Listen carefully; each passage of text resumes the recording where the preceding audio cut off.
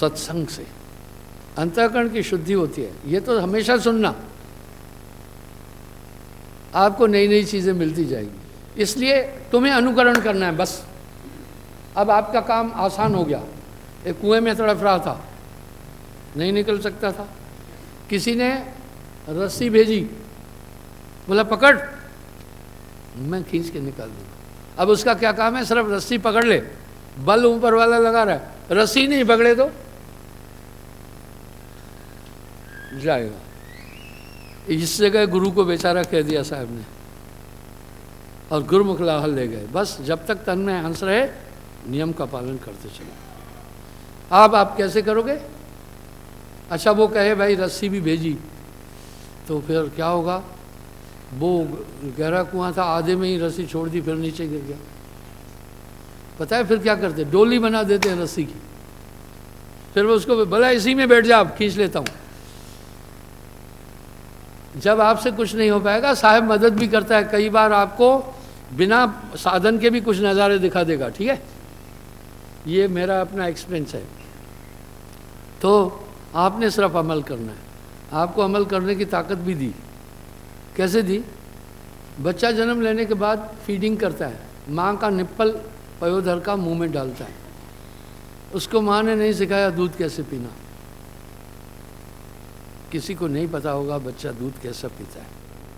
आओ मैं बताऊंगा, मुझे पता है, मैं तो माँ नहीं हूँ। कैसे पता है? सुनो, एक छोटा बच्चा आता था, वो बड़ा प्यारा था। बच्चे वैसे भी मासूम प्यारे होते हैं, उनमें छल भी नहीं। तो वो कुछ नहीं खाता था। मैं क्या करता था? अपनी उंगली में बर्फी लगाता था, ऐसे करके उसके मुंह में डालता था, वो पीता था। पहले उंगली ऐसे, लेकिन बाद में क्या करता था, जब इसमें कुछ नहीं रहता था, जीभ उल्टी करता था, और मेरा ये उंगली तालू के साथ लगाकर नीचे उल्टी जीभ से यूं करता था।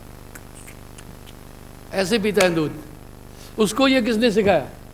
पहले ये जान गया फीडिंग इधर से ही मिलेगी, ये टेक्निकल पॉइंट नहीं है।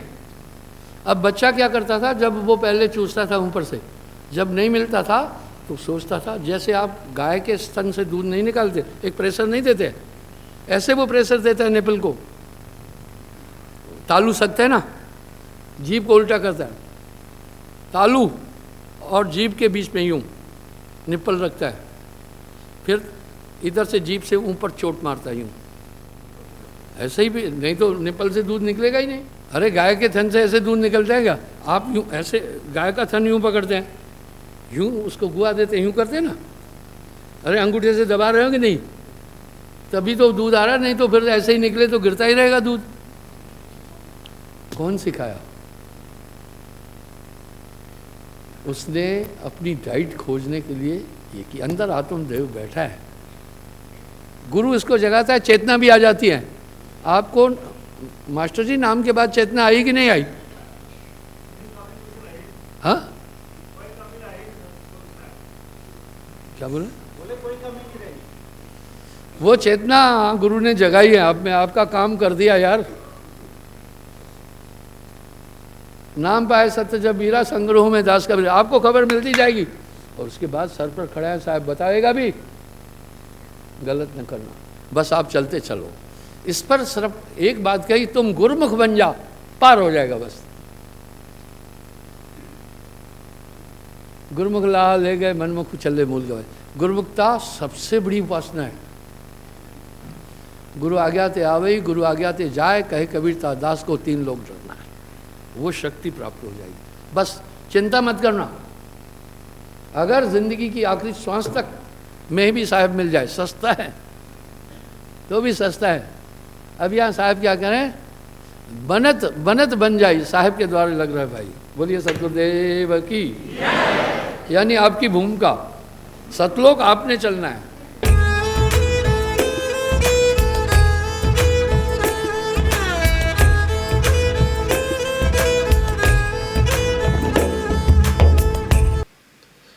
धर्मन यह मन को व्यवहारा। आप ध्यान से सुने इसे। मन की एक नेचर है, जगह जगह पर साहब ने बड़े स्पष्ट शब्दों में कहा, तेरा बैरी कोई नहीं, तेरा बैरी मन, इसको गंभीरता से ले।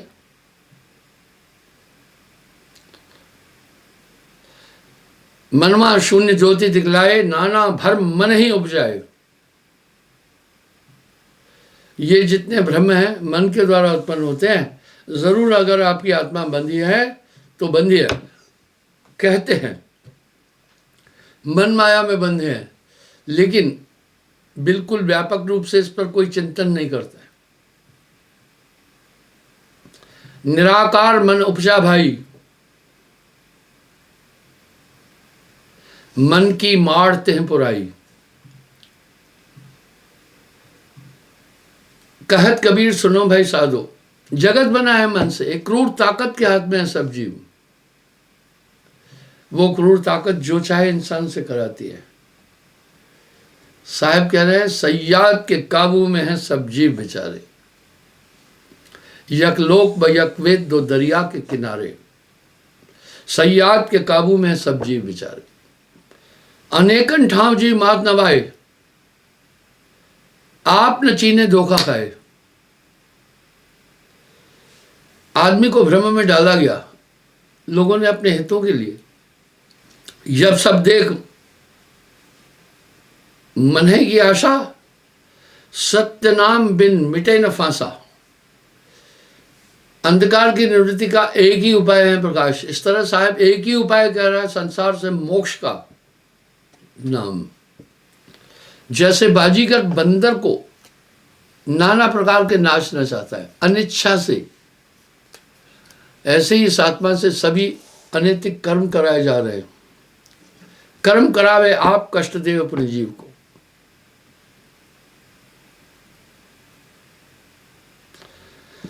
सत्य शब्द मन देह उछेदी। जब आपसे मन ने गलत कराना होगा ना, एक ही बात छोड़ो, ये काम कर लो देखा जाएगा, नहीं, वहां थोड़ा गंभीरता से चिंतन करना।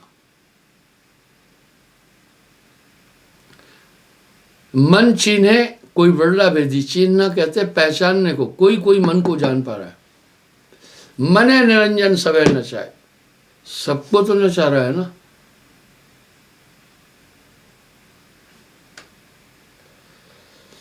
पुरुष संदेश सुनत मन दहई, आपन दिशा जीव ले बहई। इतनी बारीक तरीके से सिस्टम इतना बारीक है मन का, आपको आपके अंदर एक धारणा पैदा करेगा, एक भावना पैदा करेगा, चलो मंसूरी चलना है घूमने। आपको पता ही नहीं चला ये कहां से आया संकल्प। एक बात तो बड़ी सुस्पष्ट सी है, आत्मा संकल्प विकल्प से परे है। तो ये फिर अनर्थ कौन कर रहा है? मनी। सुनो धर्मन, मन का व्यवहार, मन को चीन कहे पद सारा। यातन भीतर और न कोई, मन और जीव रहे मिल दोई। इसलिए आदमी कंफ्यूज है, कहता है एक मन कह रहा है ये करूं, एक कह रहा है ये नहीं करूं। नहीं, मन दो नहीं है। 5 पसी 3 मन झेला, ये सब आए निरंजन चेला। 5 तत्व 25 प्रकृति, सब मन का कहना मानते हैं, सब इंद्रियां इसकी अनुचर है, ये सब इसकी अनुचर है। ये जीवात्मा अपने स्वरूप को भूल गई, अपने घर को भूल गई। चेतावनियों में साहब ने स्पष्ट कहा, हंसा तू तो अमर लोक का पड़ा काल बसाई। 5 25 3 का पिंजरा, तामे तुह राखा भरमाई। भर्मवशी जीव आप न चीना, जस सुगवा नलनी फंदाना। भ्रमवश अपने स्वरूप को नहीं जान पा रहा है। आत्मा का इन इंद्रियों से कोई संबंध नहीं है, आत्मा का भूख प्यास से कोई संबंध नहीं है। ये तो हमारे शरीर की वृत्ति है, क्योंकि इसके संचालन के लिए अस्थि मांस का शरीर है। हमें ऊर्जा चाहिए, ऊर्जा वो हमें कैल्शियम चाहिए, हड्डियां तब नहीं तो टूट जाएगी। आयरन चाहिए, विटामिन चाहिए, वसा चाहिए।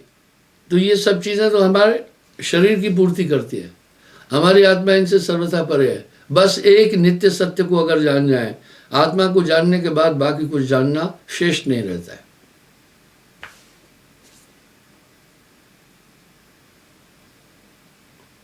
जिनके हर छाया जल देखे, निज छाया दुतिया कर लेखे। जैसे ब्रह्मवश शेर कुएं में अपने रूप को दूसरा शेर मान करके अपनी जान गंवाता है, उधर कोई शेर नहीं है। इस तरह ये अपने बिंब से लड़ रहा है।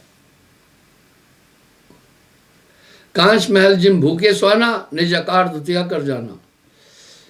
जैसे कुत्ता कांच के मकान में अपने ही आकार को दूसरा करके समझता है, कुत्ता है, भौंक कर मरता है, कोई नहीं मारा, अपने प्रयास से ये खुद बांधा जा रहा है। आप ही बंध लो। ऐसे ही हम जीव धोख लगाई, ऐसे ही मन ने इस आत्मा के साथ धोखा किया है। ग्रासे काल तबे पछताई।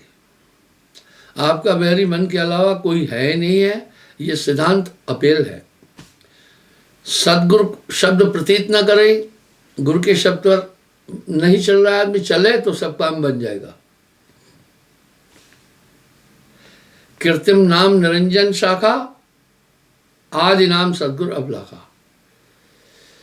कोटि नाम संसार में तिनते मुक्ति न हो। मूल नाम ये गुप्त है, भूसे बिरला कोई। सदगुरु चरण प्रीत न करे, सदगुरु मिले निज घर संचरई। भाई हम सब ये भी तो स्वीकार कर रहे हैं ना, देवलोक हैं, मान रहे हैं ना, शास्त्रानुसार ब्रह्मलोक है, मान रहे हैं ना, स्वर्ग आदि लोक है, हम उसको स्वीकार कर रहे हैं ना। इस तरह साहब ने उस परम लोक की बात की है। सभी संतों ने ये आइडियोलॉजी स्वीकार किया। ये जीवात्मा ब्रह्म में, गरल कहते विष को ही अमृत समझ रही है। ये जगत के विषय सब दुखदायी है। साहब यहां एक शब्द कह रहे हैं, इंद्री पसारा रोक ले सब सुख तेरे पास। और सुनो मन कर्म पसारा, चीन है दृष्टि जीव होए न्यारा।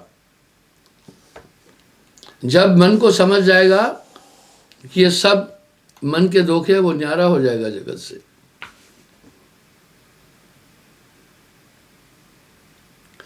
इसलिए हे धर्मदास, मैं तुम्हें ये भिन्न भाव दिखा रहा हूं। तुम हमेशा सतर्क रहो अपने में, तब तुम्हें पता चलेगा कि ये मन किस प्रकार से कल्पनाओं में तुम्हें घुमा रहा है। और जब तुम पूर्ण एकाग्र हो जाओगे तब मन का पूरा खेल समझ में आएगा। जागृत कला अनुपताएं काल पावे नहीं, भ्रम तिमिर अंकुप छल यमरा जीवन ग्रासई। कभी कभी आप देखते हैं, आप अनलगढ़ कल्पनाओं में जाकर के खो जाते हैं, कोई मतलब नहीं है उसका। कभी कभी भविष्य की अनिश्चित कल्पनाओं में आप चले जाते हैं, कोई मतलब नहीं है उसका। ये तो सब मन का खेला है। तभी तो साहब कह रहे मन चीने कुल विरला भेदी, और मन पर जो असवार है ऐसा विरला कोय, कबीरा ऐसा विरला कोय। मन ही आए काल कराला, जीव नचाए करे बेहाला। अनंत शब्दों में साहब ने मन की प्रासंगिकता और मन के धोखे को वाणियों में इंगित किया है। अब मन क्या करता है, क्या क्या पाप कराएगा, सुनिए। मन का अंग सुनो जनसुरा, चोर साफ पर को गुरपुरा। बोला मैं मन की वृत्तियां बता रहा हूं, हे धर्मदास इसको अच्छी तरह समझो। मन ही आहे काल कराला, बस यहां विराम लगा दिया, मन ही काल है। मन ही निरंजन, मन ही ओंकार, मन ही है करतारा, जीव नचाए करे बेहाला। ये जीव को नचाकर बेहाल कर रहा है। सुंदर नार दृश्य जब आए, मन उमंग तन काम सतावे। ये इंद्रियों का खेल है। सुंदर स्त्री जब नजर आई तो मन में उमंग उठी और काम उत्पन्न हो जाता है। भय जोड़ मन तहले धावे, ज्ञान ही हीन जीव भटका खाए। ये असंतुष्ट चीज है। जैसे बालक की बुद्धि स्थिर नहीं है, मन ऐसा ही है, ये संतुष्ट नहीं होता है, शापित है ना। नार भोग इंद्रिय रस लेना, ताकर पाप जीव सिर देना। आप एक कौतिक देखो, एक क्षणिक आनंद के लिए इंसान बलात्कार करता है, आजीवन कारावास है। बच्चों से बलात्कार और उनकी मृत्यु करने पर मृत्युदंड भी है, तभी भी लोग लगे। ये मन नहीं तो क्या है? हमारी आत्मा ऐसा निकृष्ट कर्म कभी नहीं कर सकती, ये मन है। ये पूरी दुनिया मन के अधीन है, मन सबको नचा रहा है। पर साहब कह रहे हैं, नाम होए तो मात न होए, द्रव्य पराये देख मन हर्षा, कहे ले बस व्यापो तृषा। अब यहां साहब क्या कर रहे हैं? पराया धन देखकर मन हर्षित होता है, पाप पुण्य नहीं सोचता है।